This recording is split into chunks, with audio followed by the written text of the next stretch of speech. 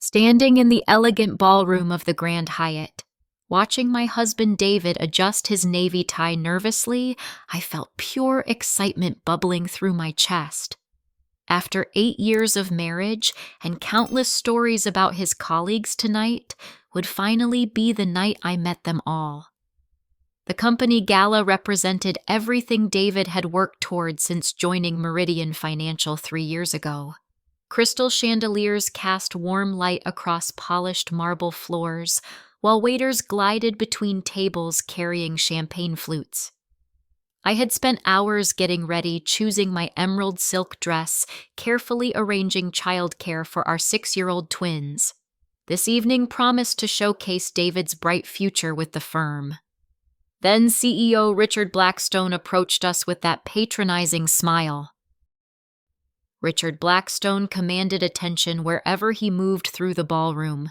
At 62, he carried himself with the arrogance of someone who had never been challenged, his silver hair perfectly styled, his custom tuxedo impeccably tailored. When he spotted David near the bar, his booming voice cut through the ambient conversation like a knife through silk. "Thompson, there's my rising star," Blackstone announced, his hand landing heavily on David's shoulder.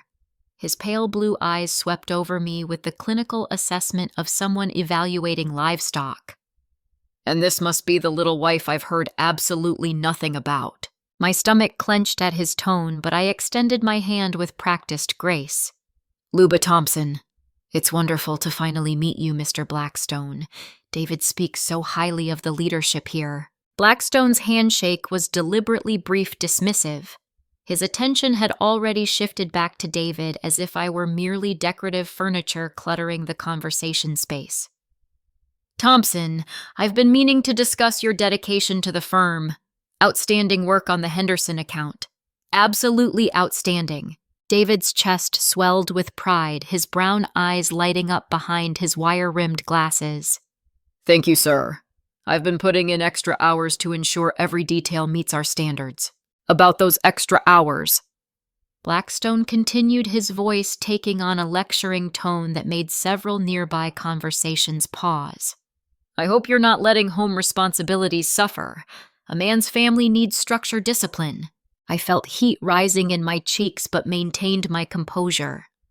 David shifted uncomfortably beside me, clearly unsure where this conversation was heading.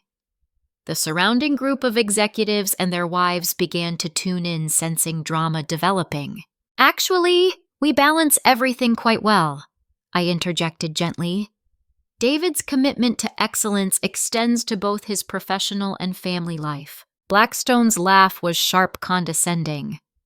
"Oh, the little lady has opinions about business practices." His voice carried across the immediate area, drawing more attention. "How refreshing." The blood drained from David's face. I could see him struggling between defending me and protecting his career prospects. The moment stretched uncomfortably as other couples stopped their conversations, entirely focusing on our little drama. "Thompson," Blackstone continued, his voice rising to ensure maximum audience participation. "This is exactly what I'm talking about. Your wife should be home with the kids, not pretending to understand business." The words hit me like physical blows. Conversations died completely within a 20-foot radius. I felt dozens of eyes on me, some sympathetic, others embarrassed, a few openly entertained by the spectacle. My hands trembled slightly as I gripped my clutch purse. David opened his mouth, closed it, then opened it again without producing any sound. His loyalty was being tested publicly, and he was failing spectacularly. The silence stretched painfully as everyone waited to see how this would unfold. "Women these days," Blackstone continued, warming to his theme, "think they can waltz into boardrooms and offer insights about markets they've never studied, industries they've never worked in. It's frankly embarrassing to watch." Heat flooded my face, but I forced my voice to remain steady. "Excuse me, I need to freshen up." The words came out barely above a whisper, but in the deadly silence everyone heard them clearly. I turned on my heel and walked toward the restroom with as much dignity as I could muster, feeling every eye in the room tracking my movement. Behind me, I heard Blackstone's voice boom out cheerfully. "Now that's more like it, Thompson. Let me tell you about real leadership qualities."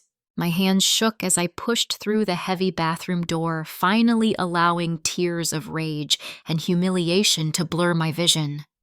The gilded mirror reflected a woman who looked composed on the surface, but whose green eyes blazed with fury underneath.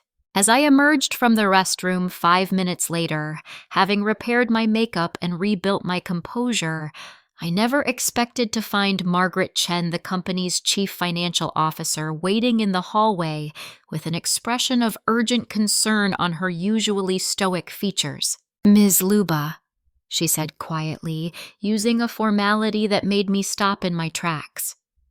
"We need to discuss something immediately. As majority shareholder, your signature is required on some rather urgent documentation." My world tilted sideways. Nobody at this party was supposed to know who I really was. Margaret Chen stood in the dimly lit hallway between the ballroom and the restrooms, her usually perfectly controlled expression showing cracks of genuine concern.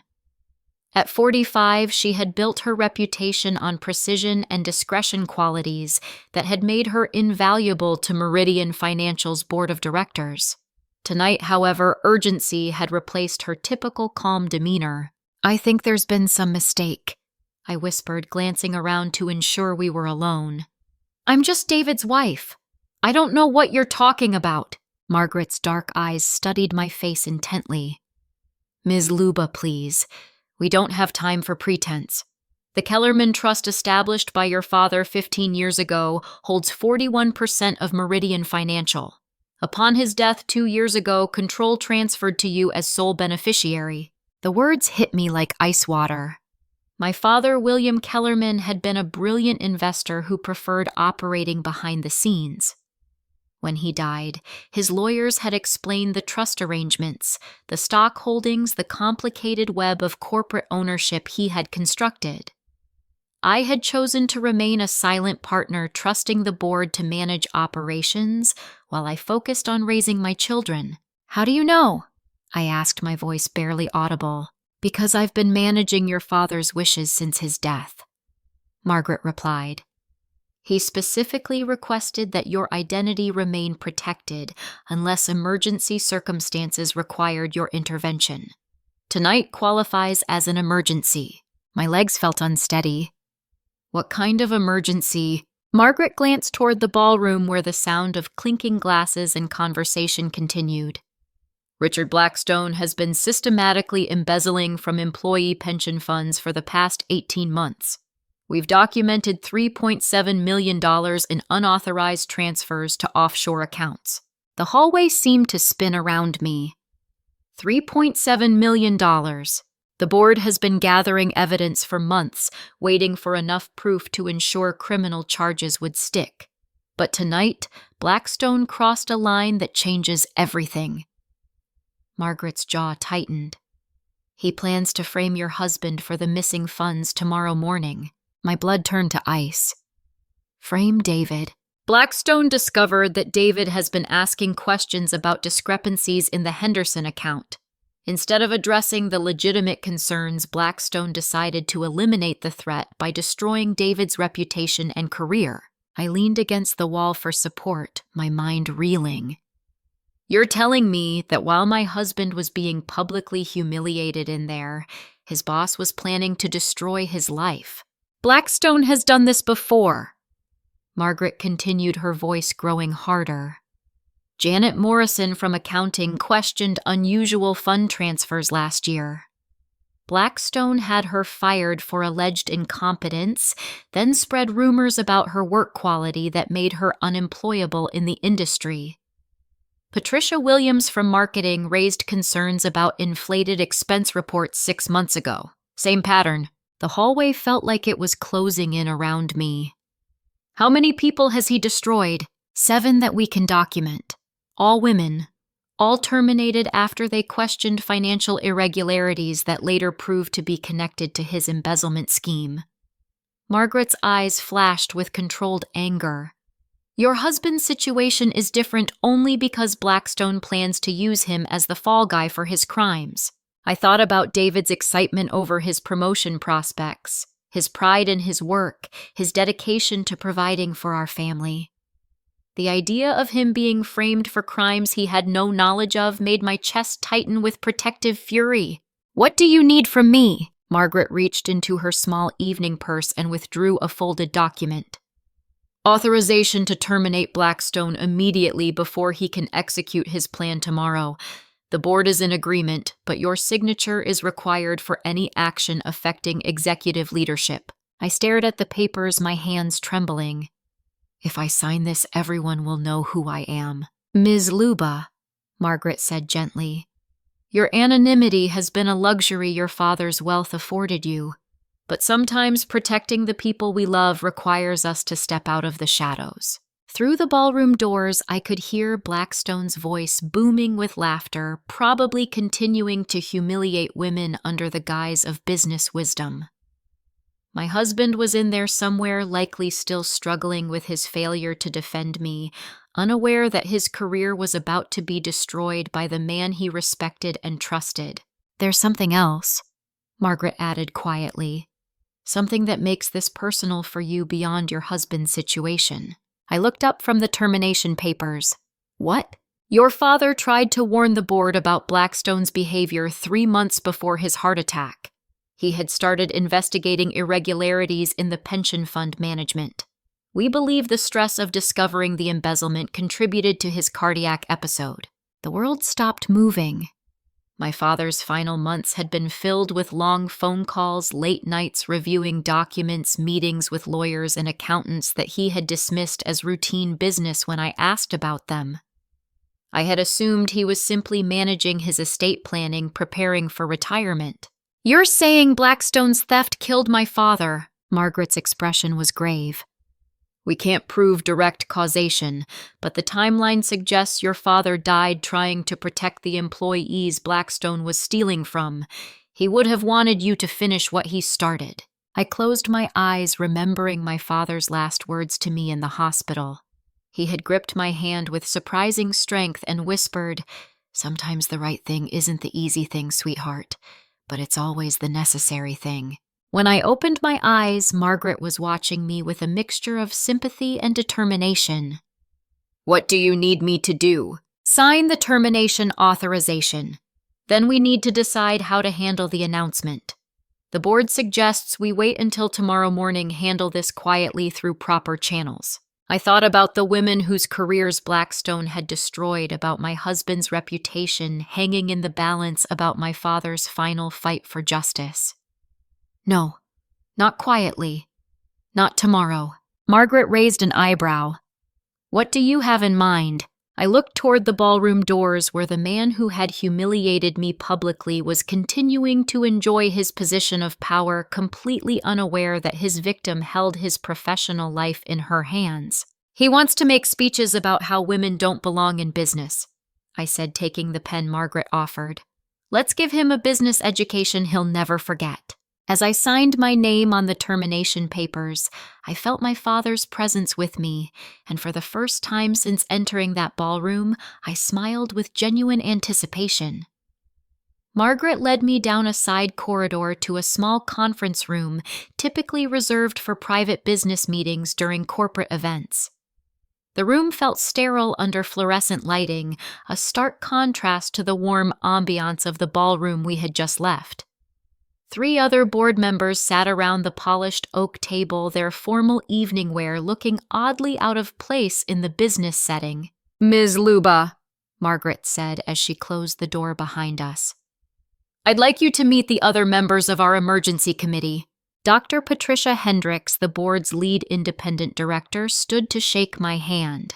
At 71, she commanded respect through decades of experience in corporate governance. Her silver hair was pulled back in an elegant chignon, and her handshake conveyed both strength and sympathy. "Your father would be proud of your decision to get involved tonight. James Martinez." The head of human resources looked uncomfortable in his formal tuxedo, but determined in his expression.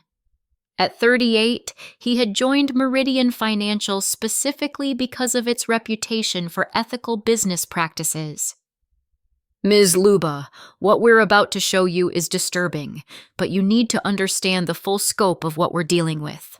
The third person, Dr. Sarah Coleman, served as the employee advocate on the board. Her background in organizational psychology had made her invaluable in identifying toxic workplace patterns.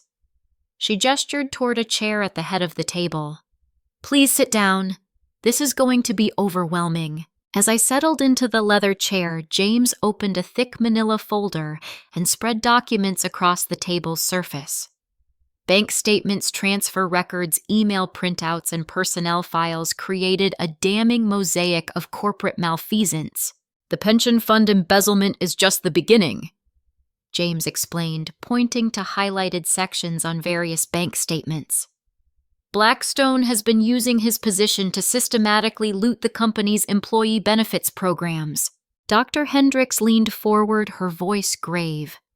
$3.7 million from pension funds, $1.2 million from the employee health savings accounts, $800,000 from the professional development fund. The numbers swam before my eyes. Nearly $6 million total. $6.2 million to be precise, Margaret confirmed. But the financial theft is only part of the damage. Sarah, show her the personnel files. Dr. Coleman opened another folder revealing a collection of employee records spanning the past 2 years. Each file bore the red stamp of termination, and each terminated employee shared common characteristics: female competent questioning. Janet Morrison. Sarah began holding up the first file. Senior accountant, 8 years with the company's spotless performance record. She noticed discrepancies in quarterly pension fund reports and brought her concerns to Blackstone privately. I studied Janet's photograph, a woman in her 40s with kind eyes and a professional smile. What happened to her?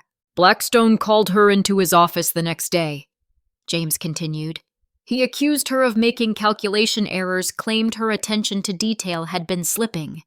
Within a week, he had documented 3 alleged mistakes in her work, all of which our investigation later proved to be falsified. Falsified how? Margaret pulled out a separate document. Blackstone had IT access that allowed him to modify digital records retroactively. He would wait for employees to submit reports, then alter the files to create apparent errors, then use those manufactured mistakes as grounds for termination. Dr. Hendricks's voice carried barely controlled anger. Janet Morrison spent 6 months looking for work in the financial industry. Every potential employer called Meridian for references. Blackstone personally spoke to each one, describing her as unreliable and prone to costly errors. She's currently working retail at a department store, Sarah added quietly. Her husband had to take a second job to cover their mortgage payments. Their daughter had to transfer from private school to public school. The stress of unemployment contributed to Janet's anxiety disorder. I felt sick. One woman's life destroyed to cover up theft. Patricia Williams. James continued opening the next file. Marketing coordinator specialized in client relationship management. She questioned why client entertainment expenses had tripled in 6 months when client satisfaction scores remained flat. Patricia's file told a similar story of manufactured incompetence and professional assassination. Her photograph showed a young woman probably in her 20s with bright eyes and an optimistic expression that made her eventual fate even more tragic. Patricia was terminated for alleged mishandling of the Johnson account, Margaret explained. Blackstone claimed she had promised services the company couldn't deliver, nearly costing them a major client relationship. Let me guess, I said grimly.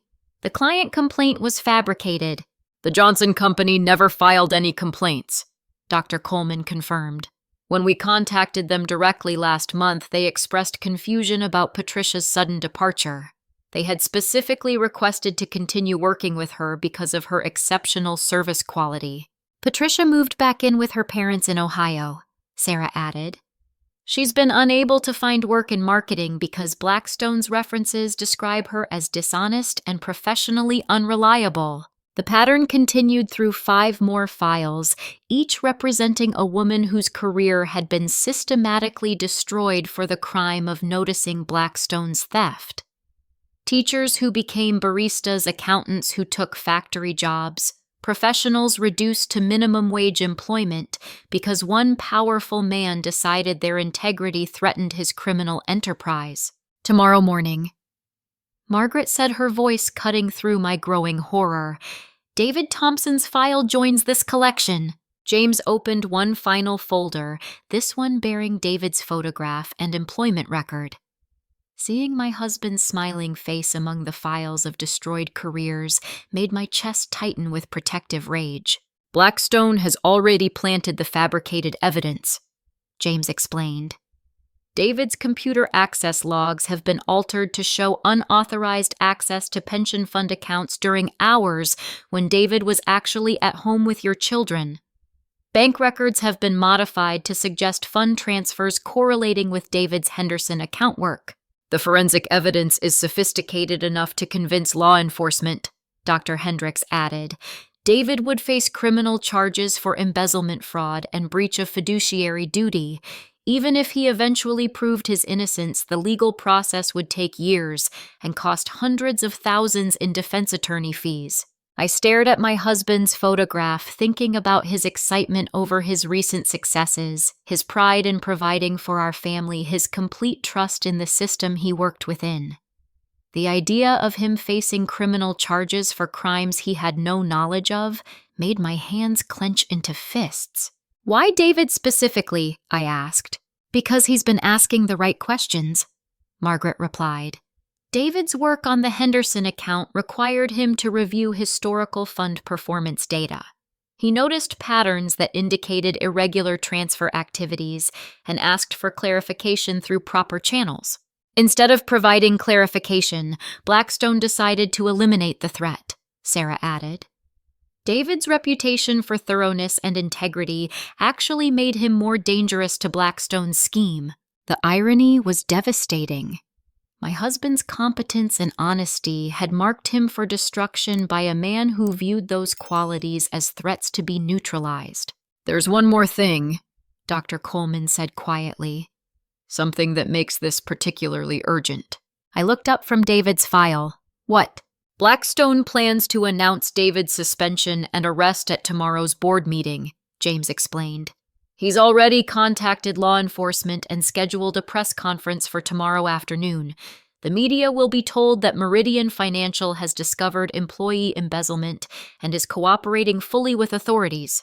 The room fell silent as the implications sank in. Not only would David face criminal charges, but his arrest would be publicized as corporate news, permanently destroying his reputation even if he eventually proved his innocence. He's going to destroy my husband to protect himself, I said, my voice barely above a whisper. Unless we stop him tonight, Margaret replied firmly. I looked around the table at these 4 people who had risked their own careers to gather evidence against a powerful, dangerous man. They had worked for months to build a case that would protect not only current employees, but also seek justice for those already harmed. What exactly are you asking me to do? Dr. Hendricks leaned forward. As majority shareholder, you have the authority to terminate any executive for cause. The evidence we've gathered provides clear justification for immediate dismissal. We can remove him quietly, Margaret added. Corporate security will escort him from the building tonight. Tomorrow morning we announce new leadership and begin the process of financial recovery and employee support. What about the women he's already destroyed? I asked. Janet Morrison, Patricia Williams, the others. We've established a fund for employee rehabilitation, Sarah explained. Full salary restoration professional references that accurately reflect their actual performance support for career reestablishment. And David. With Blackstone gone, the fabricated evidence disappears, James confirmed. David's record remains clean, his reputation intact. I stared at the termination papers Margaret had placed before me earlier, now understanding the full weight of my signature. This wasn't just about stopping one man's criminal behavior. It was about saving lives, protecting families, restoring justice for people who had been systematically destroyed for doing the right thing. If I sign this, if we remove him tonight, he'll know that I'm not just David's wife. Yes, Dr. Hendricks confirmed. Your anonymity ends tonight. But your father's legacy continues, Margaret added softly. And the company he helped build returns to the ethical foundation he established. I picked up the pen, then paused. I want to add something to the termination terms. What? Margaret asked. Criminal prosecution, I said firmly. We're not just firing him, we're pressing charges for embezzlement, fraud, and whatever other laws he's broken. Are you certain? Dr. Coleman asked. Criminal prosecution means media attention, public scrutiny, potential civil lawsuits from affected employees. Good, I replied. Let the world see what happens to people who think they can destroy women's careers and steal from working families. As I signed my name to the termination authorization, I thought about my father's final fight for justice, about David's innocence and integrity, about the women whose lives hung in the balance. The pen felt heavy in my hand, weighted with the responsibility of power I had never wanted but now needed to wield.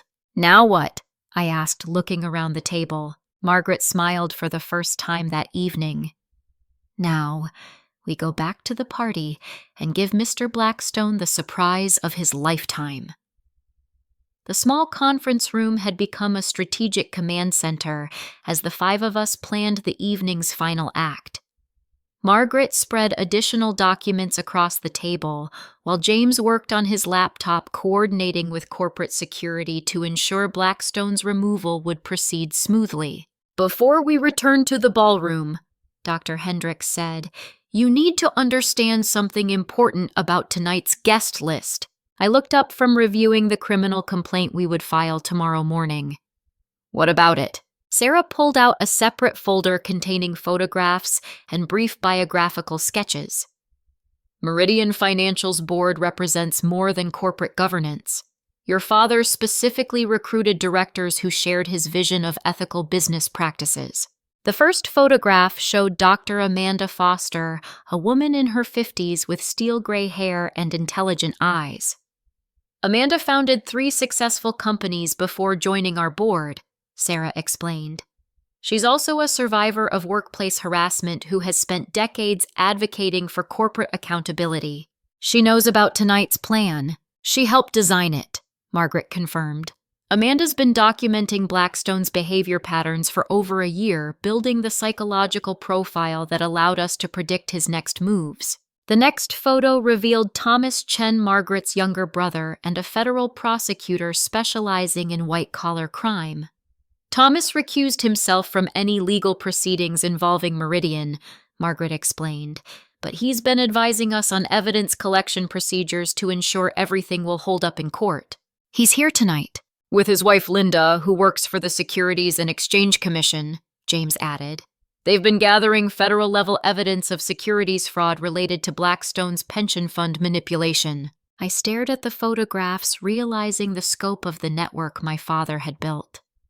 How many people know what's really happening tonight? Dr. Coleman opened her laptop and showed me a guest list with small marks beside specific names. 17 board members, their spouses, and select employees who have been gathering evidence. Everyone marked with a blue dot has been working toward this moment. The blue dots appeared beside nearly a quarter of the names on the guest list. Lawyers, accountants, business executives, federal investigators, all gathered under the pretense of a corporate celebration while actually orchestrating the downfall of a criminal who had no idea his time was ending. Your father planned this, Dr. Hendricks said quietly. Not the specific timeline, but the network of allies, the procedures for removing corrupt leadership, the support systems for affected employees.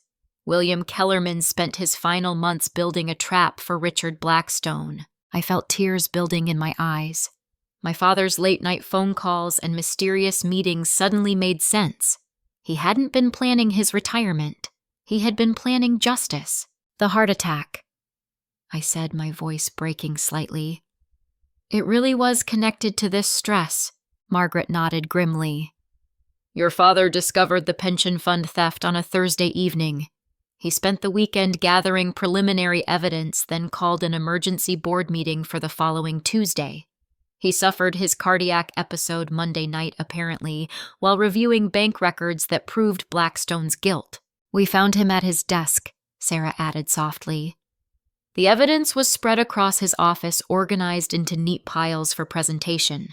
He had written your name at the top of his notes with instructions for transferring decision-making authority to you if anything happened to him. The weight of inheritance suddenly felt different. Not just financial assets and corporate ownership, but the responsibility to complete my father's final mission. He had died fighting for justice, trusting me to finish what he started. There's something else, Dr. Coleman said hesitantly. Something we discovered about Blackstone's pattern of targeting women. I looked up from my father's notes, which Margaret had retrieved from the corporate safe. What? The women he's destroyed weren't chosen randomly, James explained. Each one represented a specific threat to his criminal enterprise, but they also shared personal characteristics that made them particularly satisfying victims for him. Sarah opened another file containing psychological assessments. Single mothers, women supporting elderly parents' wives whose husbands depended on their income. Blackstone specifically targeted women whose financial destruction would cause maximum family suffering. He enjoys the power, Dr. Hendricks added, her voice cold with controlled anger. Destroying careers isn't just about protecting his theft, it's about punishing women who dare to challenge male authority in corporate settings. I thought about tonight's public humiliation, the deliberate cruelty of Blackstone's comments about wives staying home with children. His attack on me hadn't been spontaneous. It had been calculated to reinforce his worldview that women belonged in subordinate positions. David's situation is different because he's male, Margaret continued. But Blackstone's plan to frame him serves a dual purpose. It eliminates a threat while sending a message to other employees about the consequences of questioning leadership. How many people know about David's danger? I asked. Besides us, 3 other employees who have been monitoring Blackstone's computer activities, James replied. They've documented his file alterations and evidence planting in real time. They're willing to testify. Eagerly, Dr. Coleman confirmed. Robert Kim from IT has been creating backup copies of every file Blackstone has altered. Michelle Santos from Audit has been tracking the unauthorized access patterns. Tony Riggs from Security has been recording Blackstone's after-hours building entries when he planted evidence. The scope of resistance within the company amazed me. While Blackstone had been building his criminal enterprise, dozens of employees had been building the case against him. My father's ethical leadership had created a culture where people were willing to take risks to protect their colleagues. When we return to the ballroom, Margaret said, you'll see that tonight's gathering represents more than corporate socializing. These are people who have been waiting months for the opportunity to see justice served. I looked around the table at these 4 individuals who had risked their careers to protect people they barely knew. Their dedication to justice reminded me why my father had been willing to sacrifice his health to fight corruption. I need to ask you something difficult, I said, addressing the group collectively.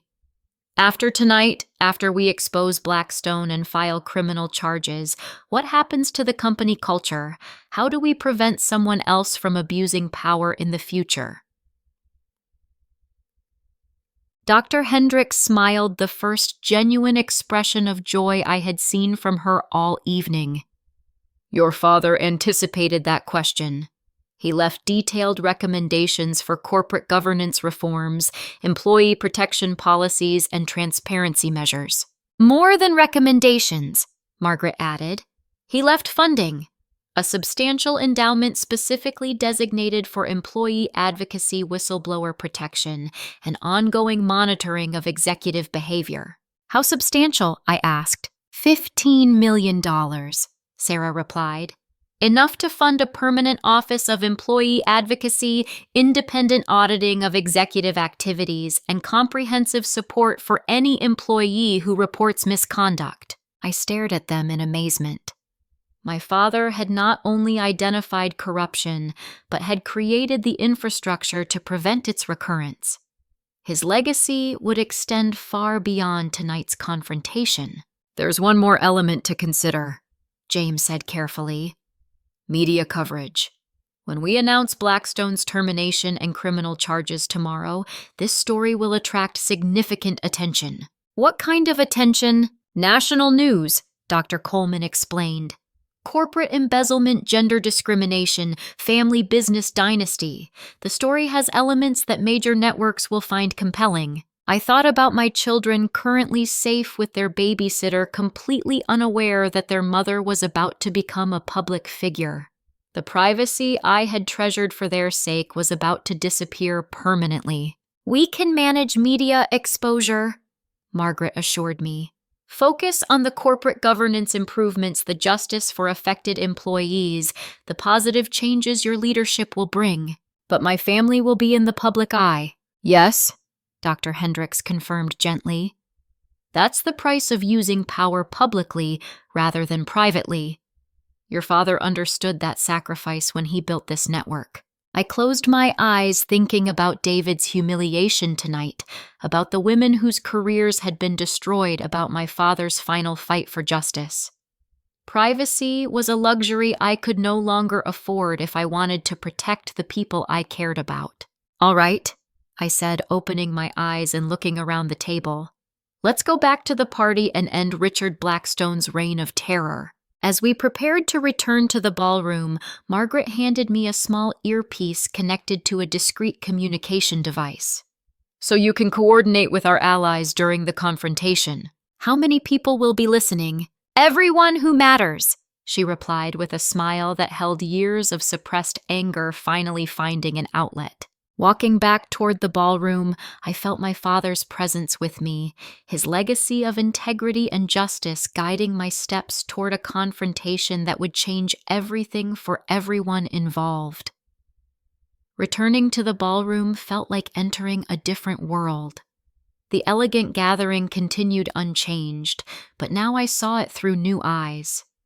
The blue dots from Sarah's guest list materialized into real people scattered throughout the crowd, each playing their role in the evening's hidden drama while maintaining perfect social facades. Dr. Amanda Foster stood near the auction display, examining charity items while actually monitoring Blackstone's location and demeanor. Thomas Chen engaged in animated conversation with other guests, his prosecutor's training evident in how he cataloged potential witnesses.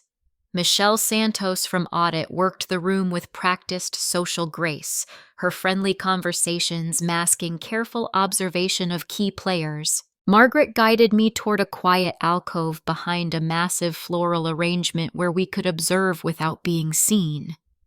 Blackstone's been holding court by the main stage for the past 20 minutes, she reported through the earpiece.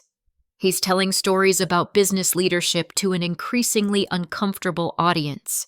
I spotted my husband across the room, standing awkwardly with a group of colleagues who seemed to be offering sympathetic support after my earlier humiliation.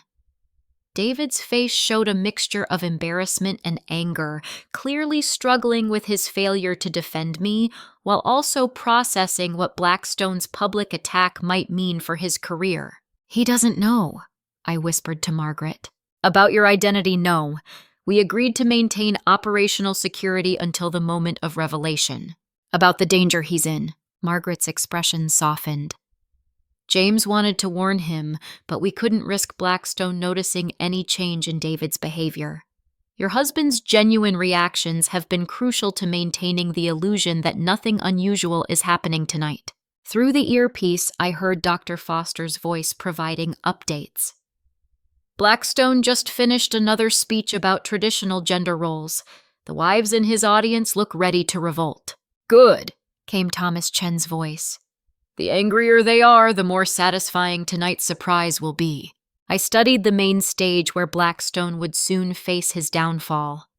The elegant platform featured a podium with microphone perfect for the kind of public confrontation that would ensure maximum witness testimony for tomorrow's legal proceedings. Walk me through the plan one more time, I requested. Margaret consulted her notes. In 15 minutes, Blackstone will take the stage for his traditional closing remarks. He always uses this speech to pontificate about company values and leadership principles. The irony is almost too perfect, I muttered. At the 10-minute mark of his speech, you approach the stage. Security will be positioned to prevent his escape, but they'll allow him to finish his remarks if he chooses to continue speaking. What if he refuses to give up the microphone? Thomas Chen has federal authority to compel cooperation, Margaret replied, but we expect Blackstone's ego will prevent him from backing down gracefully. He'll want to fight publicly, which serves our purposes perfectly. Through the earpiece, I heard James Martinez providing status updates. Corporate security is in position at all exits. Building maintenance has disabled the private elevator to the executive parking level. Legal documentation is prepared for immediate filing tomorrow morning. What about evidence preservation? I asked. Robert Kim from IT has been copying Blackstone's computer files to secure servers all evening, came the reply through my earpiece. Every piece of fraudulent evidence he's planted will be preserved alongside the original unaltered files. I watched Blackstone gesture grandly while speaking to a group of junior executives. His arrogance so complete that he remained oblivious to the trap closing around him. His silver hair gleamed under the chandeliers. His expensive tuxedo perfectly tailored his confident smile, masking the criminal mind underneath. He really has no idea, I observed. Sociopaths rarely do. Dr. Coleman's voice came through the earpiece. Blackstone's psychological profile indicates complete inability to recognize threats he hasn't personally orchestrated. He assumes everyone else operates at his level of selfish calculation, which means he can't imagine employees risking their careers to protect colleagues, Margaret added. Your father understood that blindness and used it against him. I thought about the months of careful planning, the network of allies risking their professional lives, the evidence gathering that had occurred right under Blackstone's nose. My father's final strategy had been brilliant in its simplicity use, Blackstone's contempt for others as the weapon for his own destruction. There's one more element we need to discuss. Dr. Hendricks's voice joined the conversation through the earpiece. After tonight, after we remove Blackstone and file criminal charges, the company needs immediate leadership transition. What do you mean? I asked Margaret directly. As majority shareholder, you'll need to either assume direct control or appoint interim leadership while we search for a permanent CEO, she explained. The reality of my situation crystallized. Signing termination papers had been just the beginning. I was about to inherit active responsibility for managing a major financial services company with hundreds of employees and millions of dollars in assets. I know nothing about running a corporation, I admitted quietly. Your father anticipated that concern. Dr. Foster's voice came through the earpiece. He left detailed transition plans, including recommendations for experienced executives who could serve as interim leadership while you learn the business. He also left personal advisors, added Thomas Chen. People who worked closely with him who understand his vision for the company's future. Through the crowd, I saw David checking his watch, probably wondering how long this awkward social obligation would continue.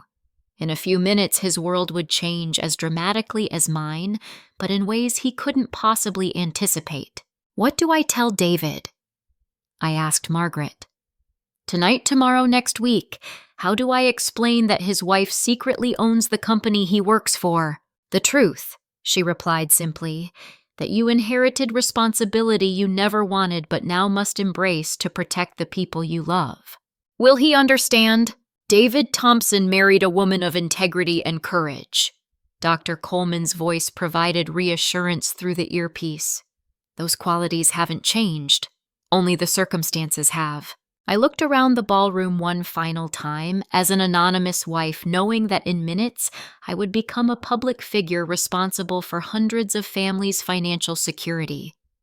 The transformation terrified and exhilarated me simultaneously. "Signal when you're ready," Margaret said softly. Through the earpiece, I heard multiple voices confirming final preparations. Security ready. Legal ready. Ready. Media documentation ready.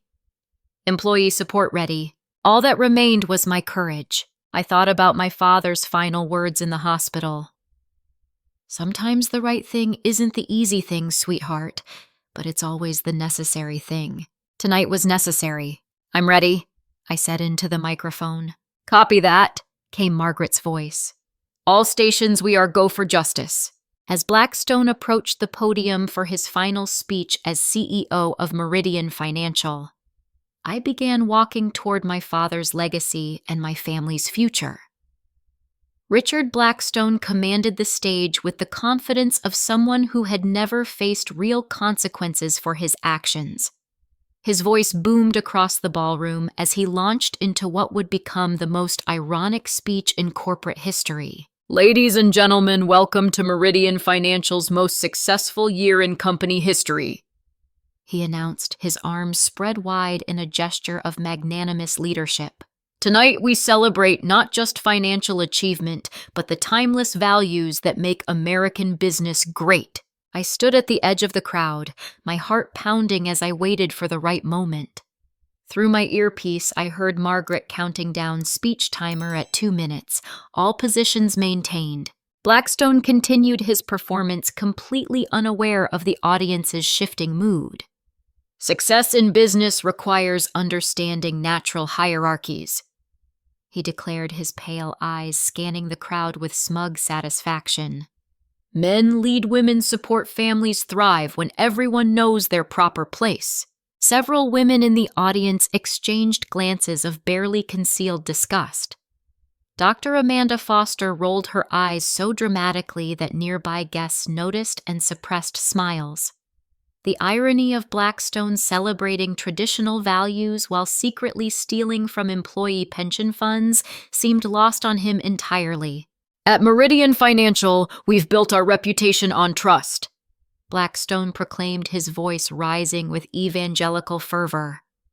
"Employees trust leadership, families trust our financial stewardship communities, trust our commitment to ethical business practices." Through the earpiece, Thomas Chen's voice carried dry humor. "He's actually saying this with a straight face." "Sociopathic level self-delusion," Dr. Coleman replied. "He genuinely believes his own narrative." 5-minute mark," Margaret announced. "Luba, begin approach when ready." I took a deep breath and started walking toward the stage, my emerald dress flowing elegantly as I moved through the crowd. Conversations paused as people noticed my determined stride, the purposeful way I navigated between tables of curious onlookers. Blackstone noticed the movement and paused his speech, his eyes narrowing as he recognized the woman he had humiliated earlier. "Ladies and gentlemen, it appears we have an interruption," he said, his voice taking on a patronizing tone. "Perhaps someone's wife has gotten lost looking for the powder room." Scattered nervous laughter rippled through the crowd, but most guests watched with growing fascination as I continued my approach. David's face appeared in my peripheral vision, his expression shifting from confusion to concern as he realized I was heading for the stage. "Actually, Mr. Blackstone," I said, my voice carrying clearly across the now silent ballroom, "I'm exactly where I need to be." I climbed the steps to the stage with practiced grace, my years of social events finally serving a meaningful purpose. Blackstone stepped back from the podium, clearly uncertain how to handle this unexpected development. "Ma'am, this is a private corporate event," he said, attempting to maintain control of the situation. "I'm going to have to ask you to return to your seat." "I don't think so," I replied, moving toward the microphone. "You see, Richard, I have something important to share with everyone here tonight." The use of his first name without permission clearly startled him. Corporate executives weren't accustomed to being addressed casually by people they considered subordinates, especially women they had publicly dismissed. "Security," Blackstone called, his voice betraying the first hint of uncertainty I had heard all evening. "Oh, security is here," I confirmed, gesturing toward the men positioned at various exits throughout the ballroom. "But they're not here for me." I reached the microphone and tapped it gently, the sound echoing across the silent room. 300 people watched with rapt attention as the evening's entertainment took an unexpected turn. "Good evening, everyone," I began, my voice steady despite the adrenaline coursing through my system. "For those of you who don't know me, I'm Luba Thompson. Some of you know me as David's wife, the woman Mr. Blackstone believes should be home with the children instead of pretending to understand business." David's face in the crowd showed complete bewilderment. His colleagues around him leaned forward, sensing that something significant was about to unfold. "But there's something Mr. Blackstone doesn't know about me," I continued, my voice growing stronger with each word. "Something that's about to make this evening very interesting for everyone involved." Blackstone moved toward the microphone, clearly intending to regain control. "Ma'am, I'm going to have to insist that you step down immediately. This is highly inappropriate." "What's inappropriate, Richard, is stealing $6.2 million from employee pension funds while lecturing people about traditional values." The words hit the audience like an electric shock. Gasps echoed throughout the ballroom, followed by urgent whispered conversations as people processed what they had just heard. Blackstone's face went white, then flushed red with rage. "That's a slanderous accusation from someone with no knowledge of corporate finance. Security, remove this woman immediately." "I wouldn't do that if I were you," I said calmly as Margaret Chen stepped onto the stage carrying a thick folder of documentation. "You see, as majority shareholder of Meridian Financial, I have the authority to be here." The silence that followed was deafening. 300 people held their collective breath as the implications of my words sank in. David's mouth fell open in shock, his face cycling through confusion, disbelief, and dawning comprehension. "Majority shareholder." Blackstone's voice cracked slightly. "That's impossible. The Kellerman Trust is controlled by me," I confirmed. "William Kellerman was my father. Upon his death 2 years ago, I inherited 41% ownership of this company. I've remained silent, trusting the board to manage operations responsibly." I paused, letting the revelation settle before delivering the killing blow.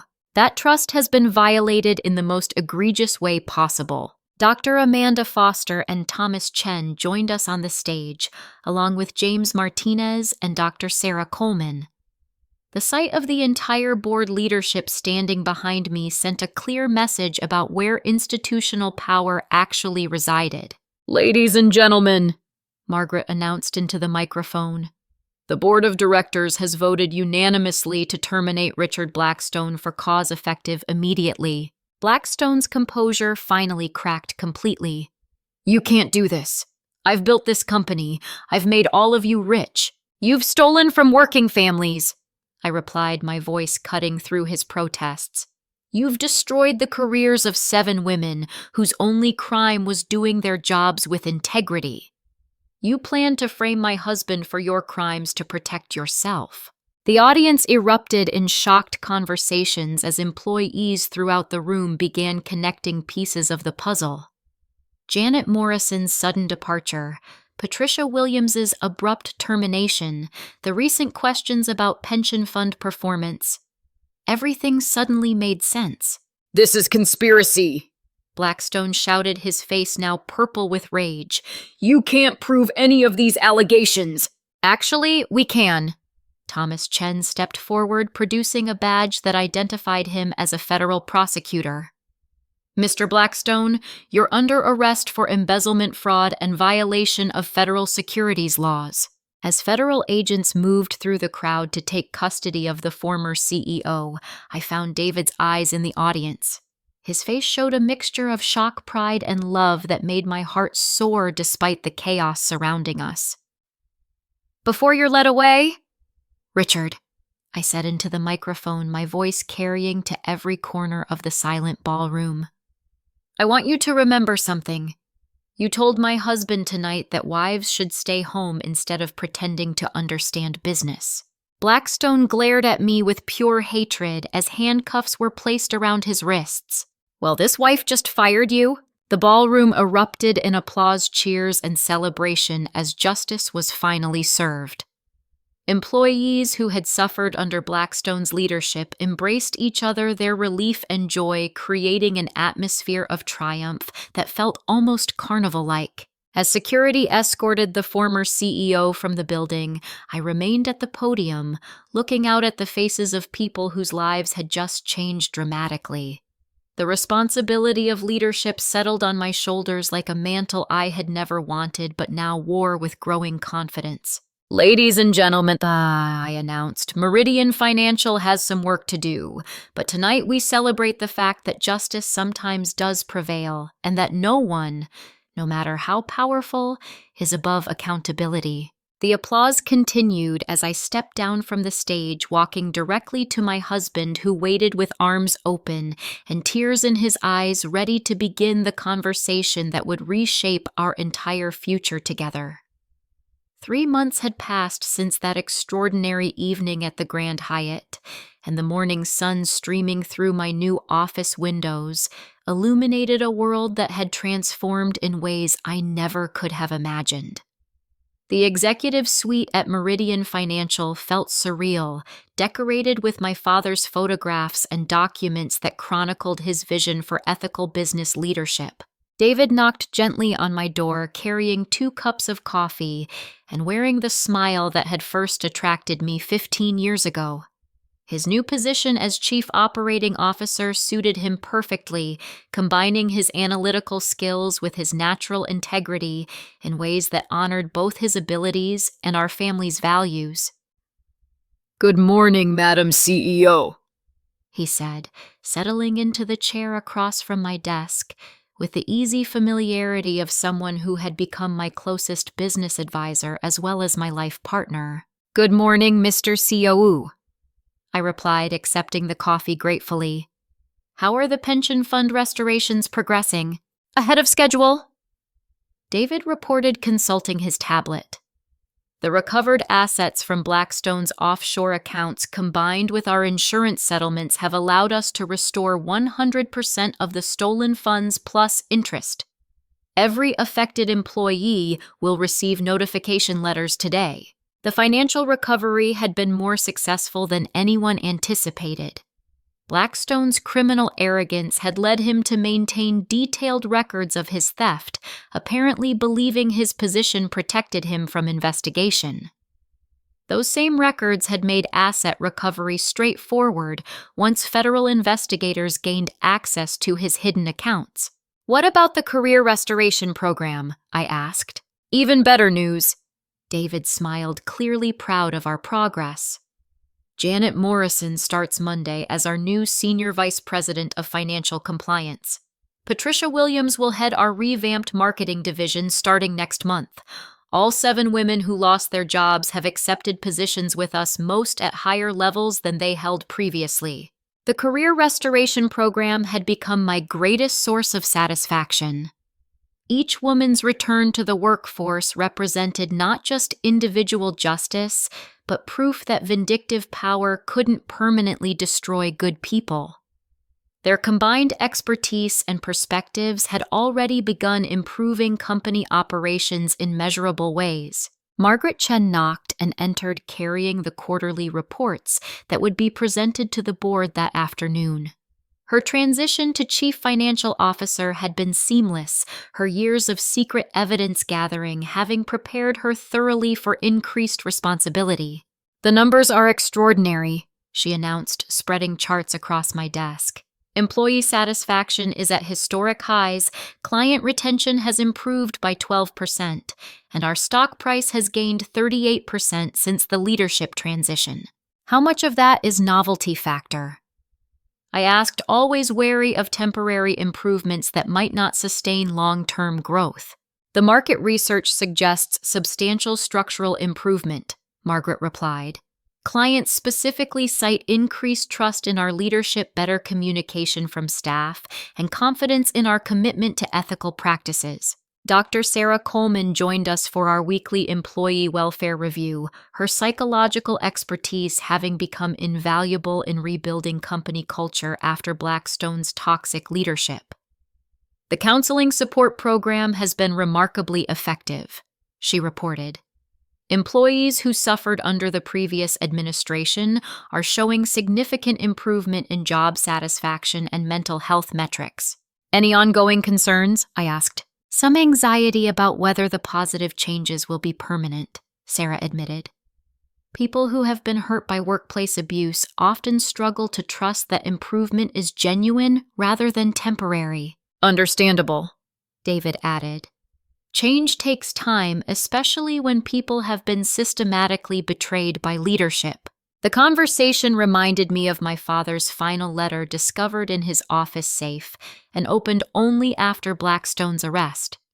His words had provided guidance during the difficult early weeks of my unexpected CEO role. Leadership is not about commanding others, but about creating environments where good people can do their best work. Trust is earned through consistent actions, not grand gestures. Justice delayed is not justice denied, but justice delayed requires patience, planning, and courage when the moment arrives. A knock on my door interrupted my thoughts. Dr. Amanda Foster entered, followed by Thomas Chen, both grinning with news they clearly couldn't wait to share. The federal sentencing hearing concluded this morning, Thomas announced. Blackstone received 12 years in federal prison plus full restitution orders for all affected parties. 12 years? David asked, clearly surprised by the lengthy sentence. The judge was particularly harsh about the pattern of targeting women employees, Amanda explained. Federal guidelines were enhanced because the embezzlement was coupled with systemic discrimination and abuse of power. What about civil liability? I asked. The class action lawsuit filed by affected employees was settled yesterday, Thomas continued. Blackstone's personal assets, including his real estate holdings and investment portfolios, will be liquidated to provide additional compensation beyond the criminal restitution orders. The justice felt complete, but not satisfying in the way I had expected. Blackstone's punishment couldn't restore the years of professional damage he had inflicted, couldn't undo the stress-related health problems some employees had suffered, couldn't repair all the family relationships strained by his vindictive career destructions. There's something else, Amanda added, her expression shifting to one of pride mixed with sadness. The William Kellerman Foundation received its final endowment transfer yesterday, $15 million dedicated to supporting workplace justice initiatives nationwide.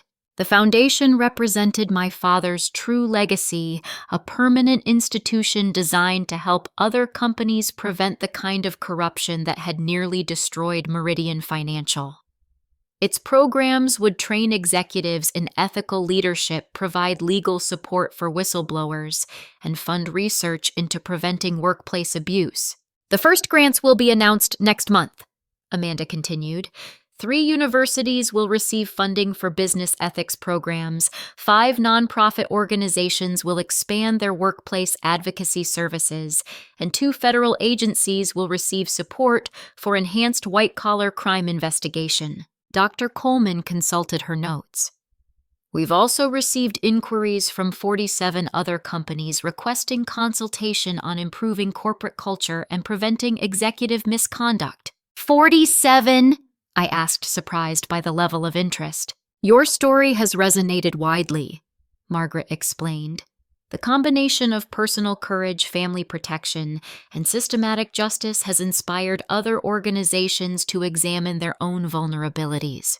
The media attention had been overwhelming initially, but had settled into ongoing recognition of Meridian Financial as a model for corporate accountability. Business schools used our case study to teach ethical leadership women's advocacy groups, cited our employee support programs as best practices, and federal agencies referenced our transparency measures in policy recommendations. My phone buzzed with a text message from our babysitter. "Kids finished homework, dinner ready? Excited to hear about your day." The reminder of my children waiting at home brought a smile to my face and helped put the day's business accomplishments into proper perspective. "Family first," David said, noticing my expression and beginning to gather his materials. "The company will survive if we leave on time for once." As my colleagues prepared to leave for their own families, I stood at my office window looking down at the busy street below. Hundreds of people moved through their daily routines, each carrying their own struggles and dreams, their own needs for justice and protection from those who would abuse power. My father's final lesson had become clear through these months of unexpected leadership. Privilege creates responsibility, power, demands accountability, and silence in the face of injustice enables harm to continue. The comfortable anonymity I had treasured as David's wife had been a luxury I could no longer afford once I understood the cost of my silence. But the sacrifice had been worthwhile. David's integrity had been protected. 7 women's careers had been restored, hundreds of employees' financial security had been secured, and a systematic approach to preventing future abuse had been established. Most importantly, our children would grow up understanding that doing the right thing sometimes requires personal sacrifice, but that justice is always worth fighting for. Walking toward the elevator with David's arm around my waist, I felt my father's presence and approval. His final fight had been completed.